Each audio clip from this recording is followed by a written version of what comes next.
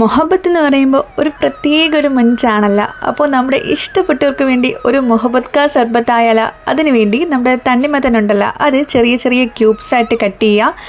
പിന്നെ നമുക്ക് ആവശ്യമായത് പാലും പഞ്ചസാരയും കുറച്ച് കസ്കസുമാണ് കേട്ടോ. നല്ല സിമ്പിളായിട്ട് റെഡിയാക്കാൻ പറ്റുന്ന ഒരു റെസിപ്പിയാണ്. അപ്പോൾ നമുക്ക് ഈ ഒരു തണ്ണിമത്തം വന്ന് ചെറിയ ക്യൂബ്സായിട്ട് മാറ്റി വയ്ക്കാം. എന്നിട്ട് ഒരു ബൗൾ എടുക്കുക. ആ ബൗളിലേക്ക് നമുക്ക് നല്ല തണുത്ത പാൽ ഒഴിച്ചു കൊടുക്കാൻ കേട്ടോ. ഇത് കാച്ചി ആറാൻ വെച്ച പാലാണ്. എന്നിട്ട് അതിലേക്ക് തന്നെ നമുക്ക് നമ്മുടെ തണ്ണിമത്തൻ ക്യൂബ്സായിട്ട് അരിഞ്ഞത് ചേർത്ത് കൊടുക്കാം. നമ്മുടെ ഈ ഒരു കസകസയും ചേർത്ത് പഞ്ചസാരയും ചേർത്ത് നന്നായിട്ടൊന്ന് മിക്സ് ചെയ്ത് നല്ല തണുത്ത വെള്ളവും കൂടി ഒഴിച്ചാൽ നമ്മൾ അടിപൊളിയായിട്ടുള്ള മൊഹബത്ത് കാ സർബത്ത് റെഡിയായി കഴിഞ്ഞു. നമ്മുടെ പ്രിയപ്പെട്ടവർക്ക് നല്ല മൊഞ്ചോടെ ഈ ഒരു സർബത്ത് ഒന്ന് സെർവ് ചെയ്യട്ടാ. നല്ല ടേസ്റ്റിയായ ഒന്നാണ് കേട്ടോ. എൻ്റെ പ്രിയപ്പെട്ട ആൾ എൻ്റെ കൂടെ ഇല്ലാത്തതുകൊണ്ട് തന്നെ ഞാൻ ഇക്കായ മനസ്സിൽ ധാനിച്ചുകൊണ്ട് ഞാൻ അതങ്ങ് ടേസ്റ്റ് ചെയ്ത് കേട്ടോ. അടിപൊളി ടേസ്റ്റാണ്. നിങ്ങൾ മസ്റ്റായിട്ടും ട്രൈ ചെയ്ത് നോക്ക്.